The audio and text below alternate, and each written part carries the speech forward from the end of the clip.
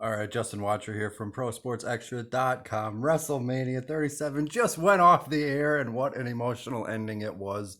Again, ProSportsExtra.com. You can find all the coverage, all the fun stuff there. You can head on right over there right now. We got all of it going on right now. It's Saturday night. We got still Sunday night WrestleMania Part 2, but as we just saw, an emotional ending there. Bianca Belair is your new SmackDown Women's Champion. Her family at ringside, everybody's celebrating. Obviously, an emotional moment, historic for the two girls out there. So, night one main event is done right there, but we're going to rewind a little bit and go back to the beginning. So we did have a little bit of a rain delay. Obviously, that sucked for everybody, but Vince McMahon came out with everybody on the roster. They stood on the stage, said thank you to everybody for sticking in there the past year, month, and a day. That's how long it's been: 1 year, 1 month, and 1 day. And since there's been fans in the crowd. So it's been a long way for everybody, but Tampa Bay was obviously ready. And then the rain delay kind of hit and it kind of sucked for a while. But you know what? That's part of life. That's weather. You can't really plan for that stuff. So, anyways, it doesn't really matter because eventually Drew McIntyre did make the first entrance. That's what he's been talking about for the past year. That's what he's wanted.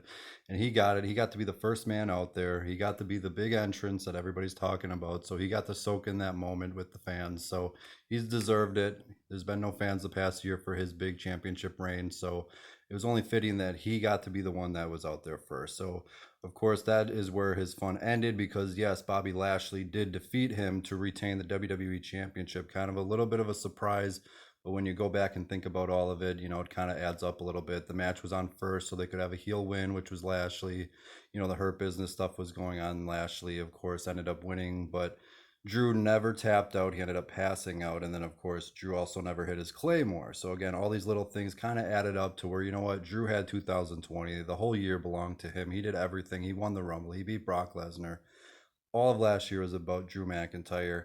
This year, you know what, Lashley's on a roll, so let him have it. Drew, he may get the title back at some point, but he had all of last year, so nothing wrong with that. Lashley retains. We'll see what happens. I'm assuming there'll be a rematch at some point, but you never know with that. Up next was the women's tag team turmoil. Honestly, this was not a good match. Unfortunately, this kind of was a downer for everybody here. It kind of brought everything back down a little bit. So if I'm being really honest, it's going to be remembered for Mandy Rose slipping on the ramp, obviously, because of the rain. She ended up slipping a little bit and immediately getting up, but she slipped on her entrance.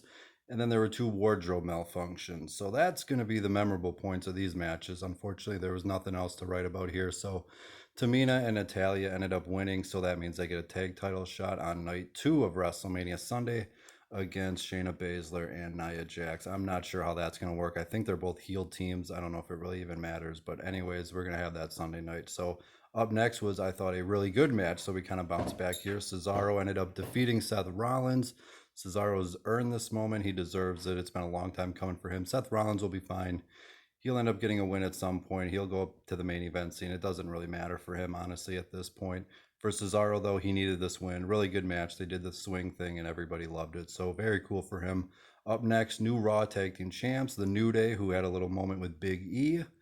They unfortunately lost, and the new tag champs are Omos and AJ Styles. I thought Omos was awesome. He did very limited stuff, but he's a big giant, so you can't really expect much from him. AJ Styles now is a tag champ, so WWE is going to promote him as a Grand Slam winner, so that's very cool for him. But I like what they did. Kofi Kingston and Xavier Woods. We don't care about them as tag champs, so I don't really care about them either, so it doesn't matter. Braun Strowman beat Shane McMahon in the steel cage. Shane McMahon took a pretty ugly fall off the top of the cage. That's pretty much what this was for. Shane was going to make a little stunt, and then Braun was going to win, and then he was going to stand up for everybody that's been called stupid in their life. So good for Braun for standing up for everybody, and I do hope Shane's okay because that did look like a rough fall for him, but either way, then we got a couple little filler segments here. Bailey was running around kind of interviewing everybody. We'll see where that leads night 2. Wink, wink, nudge, nudge.